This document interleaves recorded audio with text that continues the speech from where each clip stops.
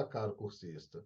Meu nome é Leonardo Augusto Couto Finelli, psicólogo e pedagogo, né, professor, doutor, e estou aqui para dar seguimento com vocês às nossas disciplinas do curso de pedagogia. Hoje eu vou trabalhar com vocês as questões da disciplina Fundamentos e Metodologia da Ciência nos anos iniciais do ensino fundamental. Para darmos sequência, então, ao nosso conteúdo, eu solicito que vocês sempre tenham em mãos papel e caneta para eventuais anotações durante as aulas. Como essas ficam gravadas, vocês podem voltar e avançar quantas vezes forem necessárias para a sua compreensão do material. Ok? Vamos lá. Então, nós estamos no Instituto Federal do Norte de Minas Gerais, dando sequência na nossa disciplina, no curso de licenciatura em Pedagogias, coordenado pela professora mestre Cristina Jardim Rodrigues, na disciplina Fundamentos e Metodologia das Ciências nos anos iniciais do ensino fundamental, ministrada por mim, professor doutor Leonardo A.C. Finelli.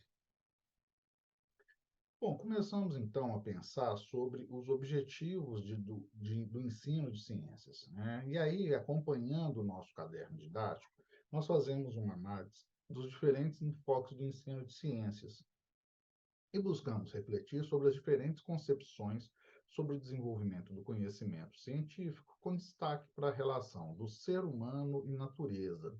É importante destacar aqui, né, o livro fala homem e natureza, era como era colocado no passado, mas hoje em dia nós já atualizamos essa nomenclatura para pensar sempre no ser humano e a relação desse ser humano com a natureza, e não apenas do homem.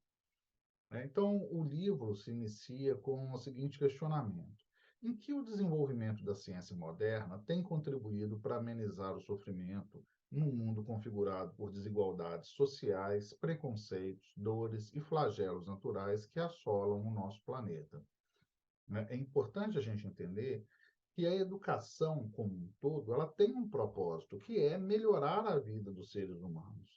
Então, né, se a gente tem esse propósito, pensando no foco do ensino de ciências, o que as ciências podem nos auxiliar para o desenvolvimento da sociedade? Então, o foco que a gente deve pensar, né, no ensino de ciências é na educação científica ou alfabetização científica. E aí, um conceito. A alfabetização científica é uma atividade inerente ao desenvolvimento da criança, sendo sistematizada no espaço escolar, mas que transcendem as suas dimensões para os diversos espaços educativos não formais, mediados por diferentes recursos tecnológicos e linguagens impregnadas em iniciativas didático-metodológicas que, aliadas à apropriação do código escrito pelas crianças, podem contribuir no processo de alfabetização científica que precisa ser desenvolvida no âmbito do ensino fundamental. Então, vamos destrinchar esse conceito. A alfabetização científica é uma atividade inerente ao desenvolvimento da criança. Todas as crianças têm, por natureza, o desejo de aprender, elas buscam conhecimento. O que modifica aqui na alfabetização científica é que ela é sistematizada dentro de um espaço escolar. Vejam que as crianças brincam, elas exploram o mundo, elas fazem experimentos, etc., de uma maneira natural. Agora, a gente sistematiza isso num espaço escolar, mas que também pode ser transcendido por um espaço não formal, um espaço educativo não formal. Ou seja, não precisa ser só na escola. Numa educação informal com um grupo de crianças, quando você leva as crianças ao parque, elas começam a perguntar sobre os tipos de folhas, sobre os minerais, sobre os insetos, sobre os bichos, etc., elas estão sendo também alfabetizadas a partir de uma mediação de diversos recursos tecnológicos. A escola utiliza os livros, o computador, os pais, cuidadores, adultos utilizam o seu conhecimento natural, assim como uma linguagem que é impregnada de iniciativas didático-metodológicas, ou seja, você tem a intenção de ensinar. E isso, aliado ao código escrito, né, ao fato da criança aprender a ler e escrever, contribui no seu processo de alfabetização científica, que vai ser desenvolvido ao longo do ensino fundamental, depois ao longo do ensino médio e, eventualmente, no ensino superior. Apesar desse ser um tema pouco explorado, ele está presente na área de ensino e pesquisa e ensino em ciências, né? Ou seja, quando a gente pensa numa formação em ciências, é importante a gente entender o conteúdo que a gente começa agora a discussão, que é o ensino de ciências, né? O porquê e o para que a gente está ensinando as crianças.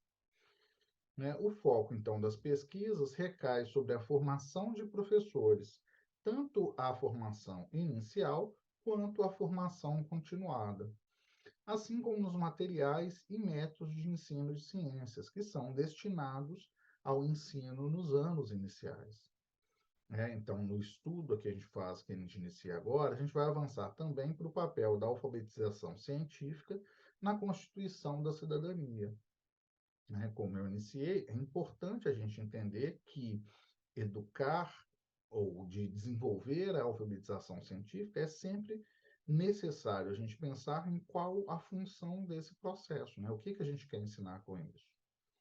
Então, é importante reconhecer que a alfabetização científica pode abranger muitas coisas, desde saber como preparar uma refeição nutritiva até saber apreciar as leis da física.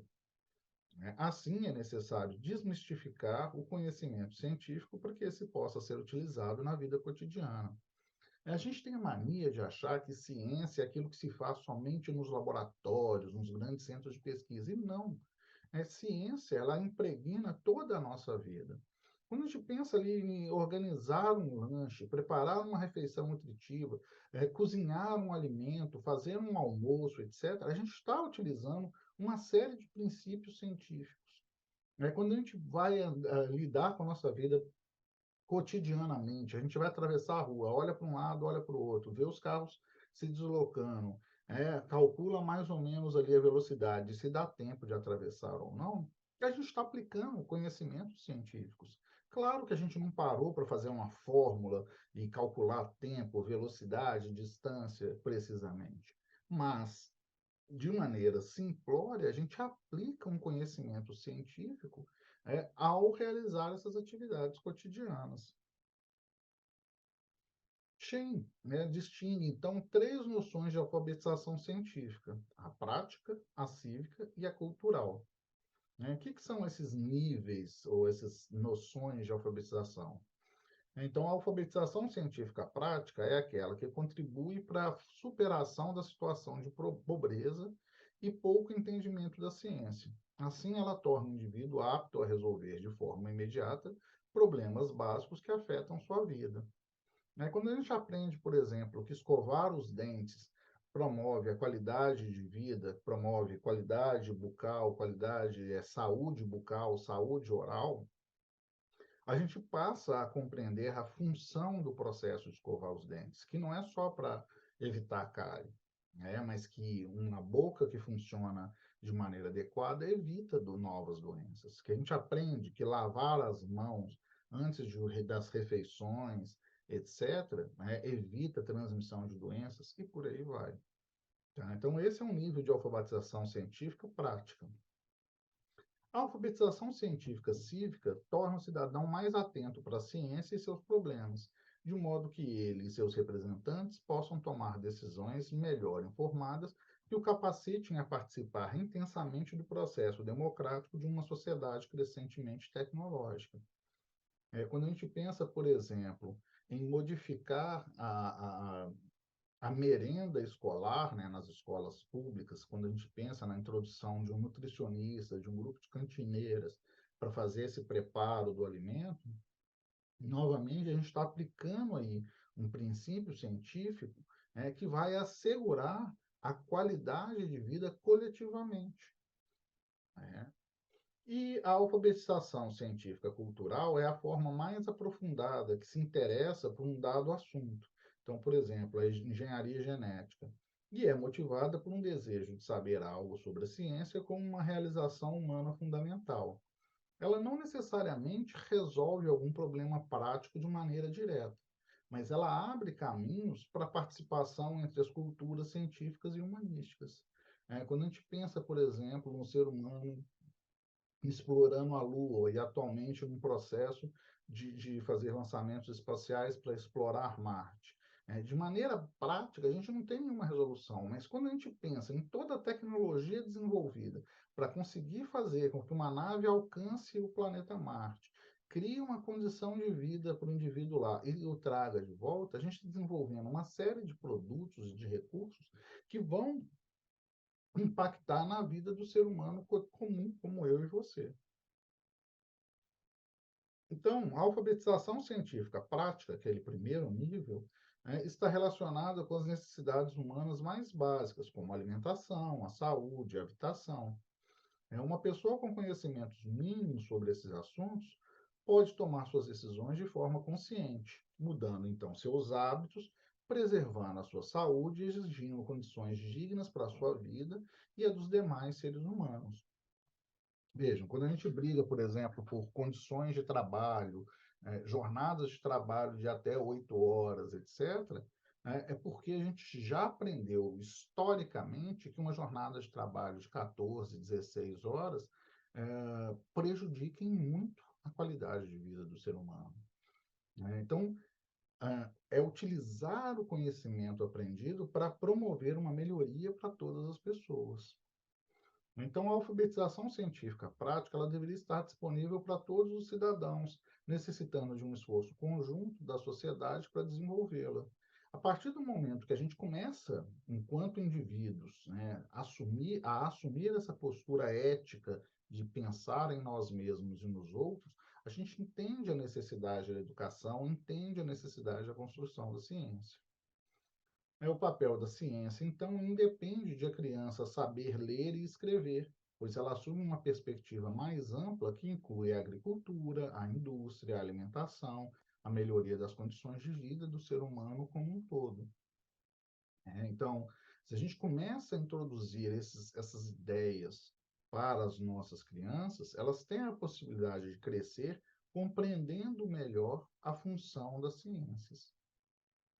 Então, uma vez dispondo da alfabetização científica prática, o indivíduo pode avançar para a alfabetização científica cívica e tomar decisões coletivas para o desenvolvimento da sociedade.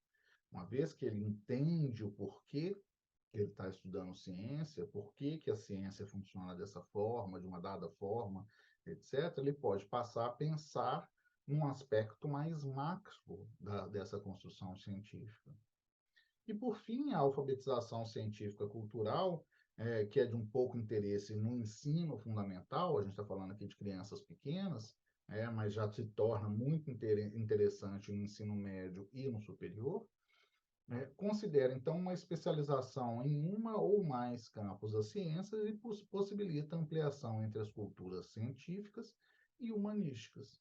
Então, esse não vai ser o foco da nossa discussão para agora, isso seria foco, por exemplo, das discussões de uma licenciatura em Química, Física, Matemática, Português, Biologia, etc. Ok? Nosso foco aqui em pedagogia vai ser a alfabetização científica prática e podemos avançar um pouquinho para a cívica, né? De modo a preparar as crianças para uma construção de conhecimentos científicos. Ao pensarmos um tipo de ensino de ciências ideal para os nossos alunos no século XXI, nós temos primeiro de pensar em duas questões basilares no processo de ensino. Por que ensinar e como ensinar. Para que a gente está fazendo isso? Por que a gente manda as crianças para a escola? E como que a gente está fazendo isso? Então, para isso, os parâmetros curriculares nacionais, os PCNs, e o ensino e os objetivos do ensino de ciência no ensino fundamental são concebidos para que o aluno desenvolva competências que lhe permitam compreender o mundo e atuar como um indivíduo e como um cidadão, utilizando os conhecimentos de natureza científica e tecnológica. Ou seja, tem uma função. Por que a gente ensina? Para que o aluno desenvolva competências que lhe permitam compreender o mundo e atuar como um indivíduo e como um cidadão nesse mundo. E como a gente ensina? Utilizando os conhecimentos da natureza científica e da natureza tecnológica. Então, os objetivos do ensino de ciências no ensino fundamental são vários, né? Elenco aqui alguns, assim como estão dispostos no nosso caderno didático. Então, primeiro, compreender a natureza como um todo dinâmico, sendo o ser humano parte integrante e agente de transformação no mundo em que vive. Então, a natureza como um todo e a gente como um elemento, o ser humano como um elemento que modifica e é modificado por esse todo. Segundo, identificar relações entre o conhecimento científico, produção de tecnologia e condições de vida no mundo de hoje e em sua evolução histórica. O que a gente constrói hoje, o que é conhecimento hoje, o que foi no passado e como será no futuro. Terceiro, formular questões, diagnosticar e propor soluções para problemas reais a partir de elementos das ciências naturais, colocando em prática conceitos, procedimentos e atitudes desenvolvidos no aprendizado escolar.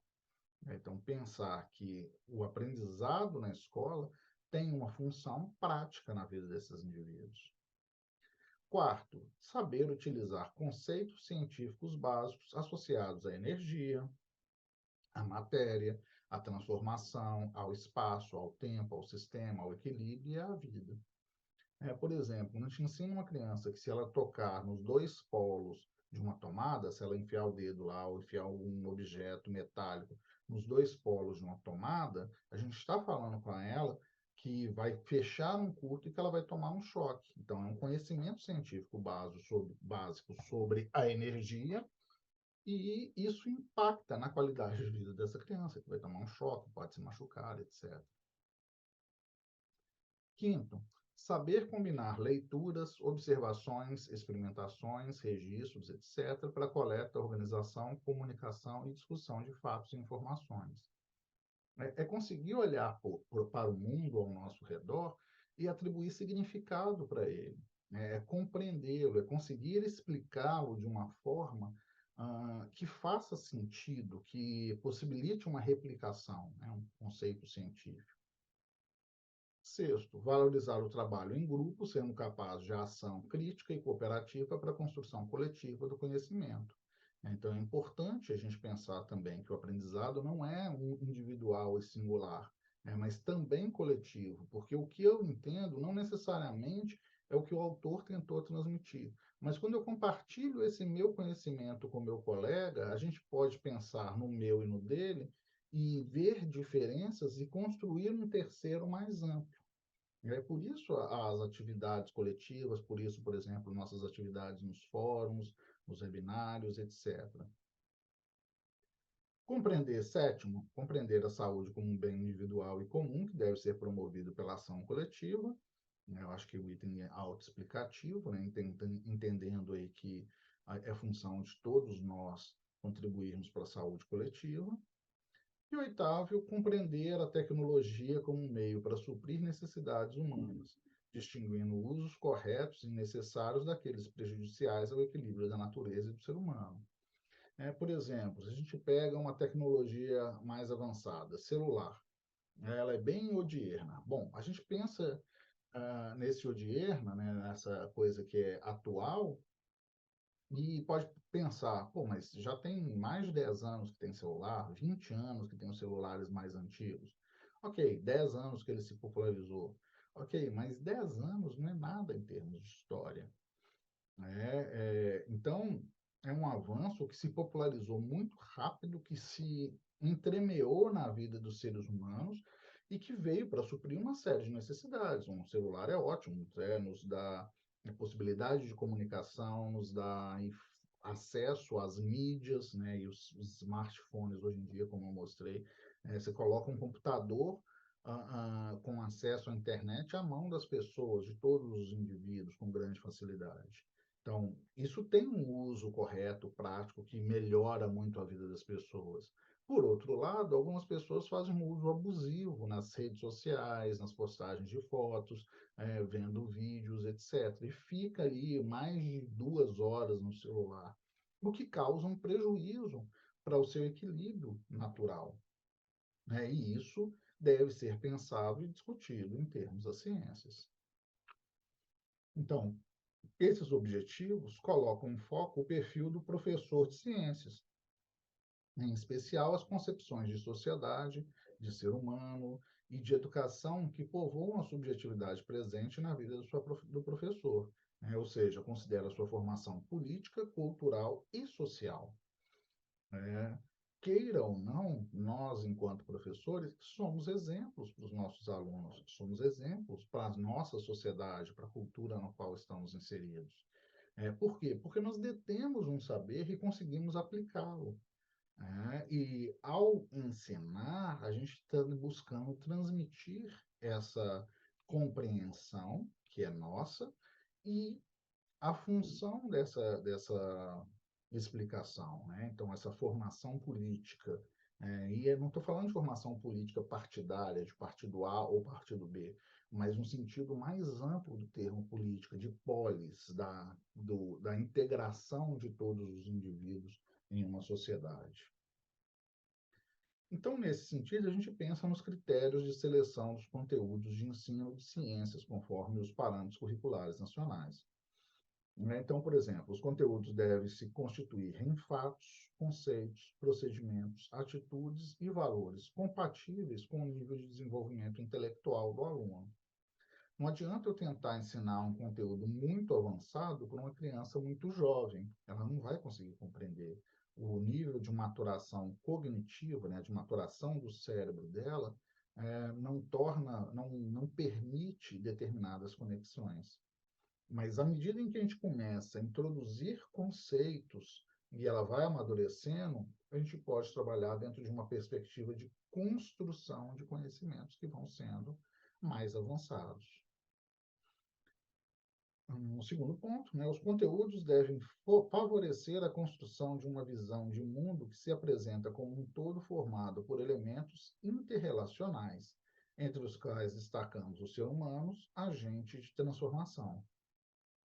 Então, favorecer uma construção de visão de mundo, cosmovisão, de epistemologia, que fale dessa integração de diversos elementos. Né? Que, por exemplo, por que tem energia elétrica? Eu tenho uma geladeira, que é uma caixa de armazenamento, né? De uma caixa que produz frio e armazena esse frio, e que esse frio preserva os alimentos.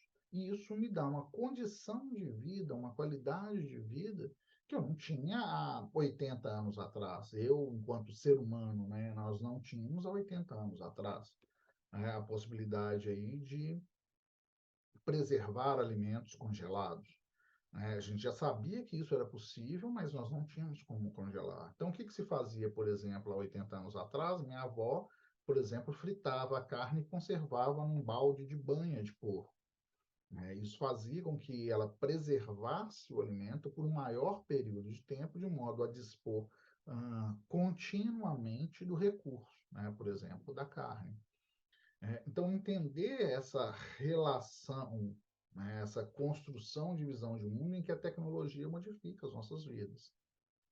E ainda pensar em conteúdos mediados pela tecnologia que superam interpretações ingênuas sobre a realidade. Nesse sentido, os temas transversais apontam conteúdos particularmente apropriados para essa superação. Por exemplo, entender que o uso do celular traz grandes vantagens para a vida do indivíduo, porém, que se ele for feito de maneira indiscriminada, ela pode comprometer a sua qualidade de vida. Biso, por exemplo, já nos alertava quanto a evitar uma lista de nomes a serem memorizados. Então, era muito comum, por exemplo, um ensino de ciências no passado, e eu me recordo disso enquanto jovem, né, quando era criança, que eu tinha que aprender os nomes de todos os elementos da tabela periódica, tinha que aprender toda uma sequência de nomes, né, das categorias, das classes em biologias, e assim sucessivamente para os diversos, o nome de todos os estados e capitais em geografia. Mais do que aprender nomes e memorizar essas listas para conseguir fazer prova, é importante a gente entender que os conteúdos não podem ser apresentados apenas como um ornamento curricular de forma literal. Então, mais do que decorar as coisas, é importante entender as relações desses elementos. Então, nesse sentido, professores e alunos devem encontrar conteúdos que permitem uma exploração inteligente da ciência e dos fenômenos estudados. E a criança deve ser vista, então, como um aprendiz inteligente, capaz de entender e criticar o conhecimento científico dentro das características próprias de sua idade. Ela tem uma experiência de vida pregressa que ela traz para dentro da sala de aula, mesmo crianças muito jovens. Elas veem o mundo ao seu redor e formulam teorias, elas formulam suas maneiras de explicar esse mundo, né? O que é uma teoria? Uma forma de explicação que foi cientificamente testada, comprovada e replicada. A criança cria suas teorias. Nesse sentido, né, o ensino de ciências deve proporcionar aos professores elementos teóricos sobre a prática, em um verdadeiro exercício dialógico e, consequentemente, de cidadania, para auxiliar esses jovens a se desenvolverem dentro da sua sociedade. Então, o ponto principal do ensino de ciências é reconhecer a real possibilidade de entender o conhecimento científico e a sua importância na formação dos nossos alunos. Ensinar ciências no mundo contemporâneo deve ser uma das prioridades de todas as escolas, pois as ciências, despertam vocações e oferecem plena realização ao ser humano, assim como possibilita sua integração social. Compreender o sentido e o significado do mundo ao seu redor é, é algo belo que as crianças buscam naturalmente e que, ao compreender, né, e elas vão ter mais ou menos facilidade em uma dada área A e não necessariamente numa outra área B, né, facilitam com que elas desenvolvam as suas potencialidades e encontrem seu lugar no mundo. Assim, nós, professores, antes de escolher um livro didático para as nossas disciplinas, devemos analisá-los minuciosamente para perceber quais são os critérios relevantes para o ensino de ciências. O que tem ali naquele livro? O que falta? O que condiz com a realidade dos meus alunos? E isso faz toda a diferença, por exemplo, se eu estou trabalhando no norte do país, ou no sul do país, ou no sudeste. Se eu estou trabalhando num grande centro, né, numa capital, com uma população de milhões de pessoas, ou numa cidade pequena, de dezenas, centenas, alguns pequenos milhares, né, 10.000 pessoas. Se é uma escola num grupo mais abastado dentro daquela cidade, ou se é uma escola mais menos abastada do ponto de vista socioeconômico, né? Se os alunos têm mais acesso aos recursos econômicos, ao estudo, ou menos recursos, e assim sucessivamente. Compreendendo, então, que o livro didático que eu escolho não é um item atemporal, ele tem que estar inserido dentro daquela cultura e produzir um conhecimento que tenha significado para aquele grupo de alunos. Então, o professor deve também valorizar os conhecimentos prévios dos alunos, as experiências vividas por eles ao longo de suas vidas, os ensinamentos passados pelos avós, que são reproduzidos nas salas de aula. Se eu trabalho, por exemplo, com uma população quilombola, ou uma população ribeirinha, uma população de povos originários, indígenas, entre outros, eu preciso entender que tem uma cultura por trás daquele jovem, uma maneira de pensar, de ser, uma epistemologia, né, uma forma de ver o mundo que impacta na forma dele aprender o conhecimento atual e pensar no futuro. Tá? Então, é importante, ao ensinar, não só dizer que está errado, mas entender por que era daquele jeito, o que tem, o que o aluno traz e o que vai modificar para o futuro. Então, os conhecimentos populares, assim como o conhecimento científico, tornam a aula e a disciplina mais prazerosas e significantes para o aluno, que se sentirão como contribuidores para o andamento e o ensino das aulas ministradas pelo professor. Deixar que eles construam suas explicações e complementá-las, deixar que eles o façam coletivamente numa aula circular, entre outras metodologias. né? As novas possibilidades, então, fornecidas pelas mídias eletrônicas, pelo processamento de imagem, oferecem um tratamento menos sisudo ao conhecimento científico, né? De só ter que ficar ali no livro aprendendo. Nesse sentido, cabe ao professor mesclar conteúdos de ciências, tanto os clássicos quanto os modernos e contemporâneos, com o uso de metodologias plurais, tradicionais ou novas, e com atividades presenciais e à distância. Atividades práticas, como, por exemplo, levar as crianças para dar uma volta no pátio da escola, né? Se tiver alguma planta, discutir, mostrar, se tiver insetos e por aí vai.